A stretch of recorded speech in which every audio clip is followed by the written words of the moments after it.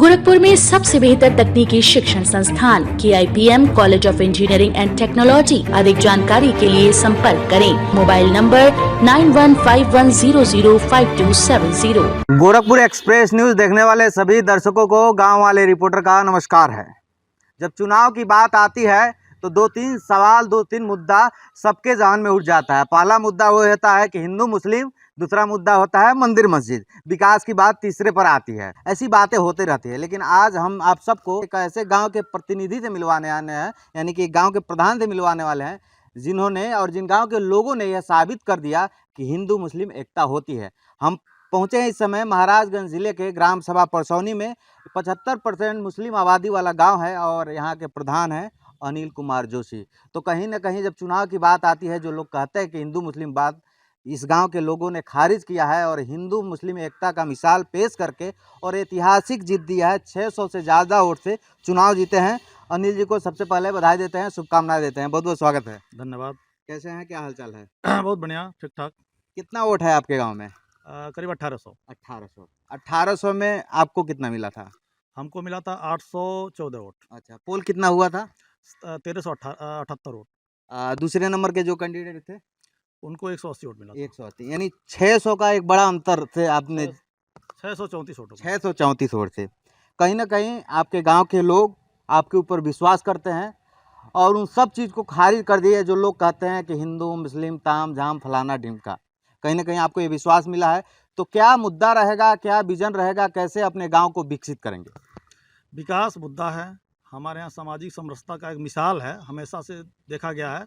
कभी यहाँ हिंदू मुस्लिम में कोई बातें नहीं हुई, सब लोग मिलजुल के रहें। बहुत सारी बातें आई गई देश प्रदेश में, लेकिन परसौनी एक इसका एक अद्भुत मिसाल है। और इस बार चुनाव में लोगों ने साबित भी कर दिया। हम लोग हमेशा मिलकर रहें, मिलकर रहेंगे। विकास मुद्दा है, गांव के विकास, सड़क, नाली, जल की समस्याएं और जो भी मतलब गांव की आवश्यकताएं हैं, उसके प्रति हम लोग दृढ़ संकल्प हैं, उसको किया जाएगा आगे। जब किसी भी समाज की बात होती है तो सड़क, शिक्षा, रोजगार और स्वास्थ्य की बात होती है। सबसे पहले हम लोग सड़क की बात कर लेते हैं। जब रास्ते से गुजरे हैं तो आपके गांव का जो मेन सड़क है, जो गांव में एंट्री होता है, पानी से लबालब है। ताकि आपके कार्यकाल की शुरुआत है भाई, आपके ऊपर हम इल्ज़ामात भी नहीं लगा सकते, शुभकामनाएं ही दे सकते हैं। तो कब सुधरेगा ये हालत? बिल्कुल अब सुधार होगा। अब तक तो मान लीजिए जैसे अब जो लोग रहे पूर्ववर्ती, वो लोग जिम्मेदार रहे हैं, लेकिन अब जिम्मेदारी हमारी है। क्योंकि कार्यकाल अभी हम लोग का शुरू हुआ है, अभी तुरंत बरसात हो गया, बरसात में कोई काम नहीं हो सकता है, लेकिन बरसात के बाद कोई शिकायत नहीं रहेगी गांव में। सारा हम लोग एक क्रमबद्ध तरीके से सारी समस्याएं दूर करेंगे। हमारे यहाँ सड़क और नाली की समस्याएं हैं, बहुत ज़्यादा समस्याएं हैं। सारी समस्याओं को दूर किया जाएगा। गंभीर समस्याएं, गंभीर समस्याएं, तो उसको दूर करने का प्रयास किया जाएगा। बिल्कुल बिल्कुल प्राथमिकता है। प्राथमिकता के आधार पे सारा काम कराया जाएगा सड़कों में। आप शिक्षित हैं और मैं आपके गांव में जब घुसा हूं तो मुझे दिखा बहुत सारे लोग जो हैं शिक्षा से दूर दूर तक उनका वास्ता नहीं है। तो कहीं ना कहीं अब आप उन लोगों को जागरूक करेंगे, शिक्षा के प्रति प्रेरित करेंगे। तो शिक्षा के प्रति अपने गांव वालों को कैसे जागरूक करेंगे और उनको कैसे विकसित करेंगे, क्या योजना है आपके पास? देखिए, शिक्षा का स्तर थोड़ा मतलब उतना अच्छा नहीं है हमारे गांव का। जी। मतलब कि उच्च शिक्षा का स्तर थोड़ा खराब है। उसमें जागरूक किया जाएगा, कंपटीशन की भावनाएं भरी जाएंगी। हाँ। कि इतनी सरकारी सर्विसेज हैं, इतनी अच्छी अच्छी नौकरियां पड़ी हुई हैं, जी, जी। उसके प्रति वो किया जाए, बच्चों को पढ़ाया जाए, उस शिक्षा तरफ ले जाया जाए। क्योंकि बिना उच्च शिक्षा के नौकरी तो मिलेगी नहीं। बिल्कुल। तो वही कमी रह गई है, उस कमी को सबको समझाया जाएगा, वो कमी भी दूर की जाएगी। स्वास्थ्य स्तर पे क्या करने वाले हैं? आपके गांव में स्वास्थ्य की कितनी सुविधाएं हैं? ताकि कोई बीमार हो जाता है, कोई महिला प्रेग्नेंट हो जाती है, उसको हॉस्पिटल जाना पड़ता है, तो क्या आसपास में कोई हॉस्पिटल है या फिर स्वास्थ्य के प्रति आप गाँव वालों के लिए क्या करने वाले हैं? अब स्वास्थ्य हॉस्पिटल तो यहाँ से दूर पड़ता है, अच्छा। लेकिन प्रयास ये किया जाएगा कि एक पीएससी की मांग की जाएगी गांव के लिए। हाँ। संभव है कि एक पीएससी भी स्थापित कराई जाए प्रशासन से कह के। गांव का एक अहम मुद्दा होता है मनरेगा।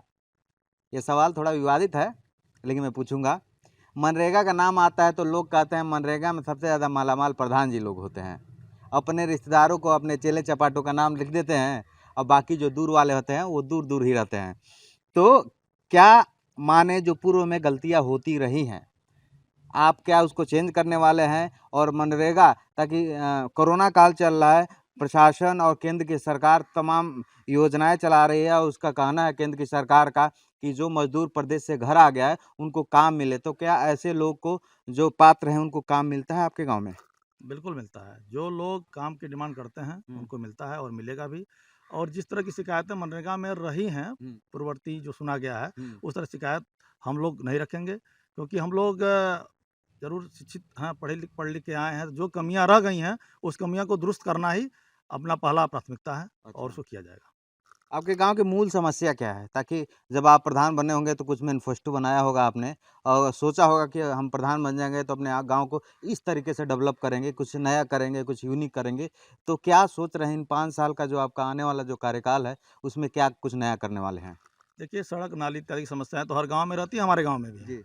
उसको तो खैर दूर करना ही है प्राथमिकता के आधार पे, लेकिन साथ ही साथ में गाँव में उच्च शिक्षा की विकास और क्या कहते हैं कि रोज़गार की समुचित व्यवस्थाएँ, जैसे समूह इत्यादि जो महिलाओं के बना हुआ है, और कुछ समूह और बनाने के लिए प्रेरित करना है। समूह के माध्यम से रोज़गार के अवसर दिए जा सकते हैं, और चूँकि हमें पता है कैसे दिया जाएगा, उसको कोशिश करके कुटीर उद्योग शुरू कराया जाएगा गाँव में, जिससे अधिक से अधिक लोगों को रोज़गार मिल सके, लोग लाभान्वित हो सकें। एक और बात, जब विकास की बात होती है तो लोग सोचते हैं हमें आवास मिल जाए, हमें शौचालय मिल जाए, तो कहीं ना कहीं उनको लगता है कि मेरा विकास हुआ है। तो आवास स्तर पे आप क्या करने वाला है, ताकि आवास का जब नाम आता है, शौचालय का नाम आता है, तो ब्लेम लगाते हैं गांव के लोग, प्रधान जी आवास में 15,000 ले लेते हैं और शौचालय में 3,000 ले लेते हैं, तो आपके द्वारा क्या होने वाला है? हमारे यहाँ निष्पक्ष तरीके से काम होगा। 1 रुपया किसी की लेने की बात कोई शिकायत नहीं कर सकता है, कोई ले नहीं सकता हमारे रहते हुए।